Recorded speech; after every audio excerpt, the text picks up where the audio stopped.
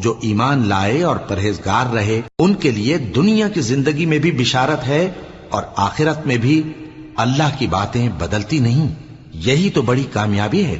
اور اے پیغمبر ان لوگوں کی باتوں سے آزردہ نہ ہونا، کیونکہ عزت سب اللہ ہی کی ہے، وہ سب کچھ سنتا ہے، جانتا ہے. سن رکھو کہ جو مخلوق آسمانوں میں ہے اور جو زمین میں ہے سب اللہ ہی کے بندے ہیں، اور یہ جو اللہ کے سوا اپنے بنائے ہوئے شریکوں کو پکارتے ہیں وہ کسی اور چیز کے پیچھے نہیں چلتے، صرف گمان کے پیچھے چلتے ہیں اور محض اٹکلیں دوڑا رہے ہیں.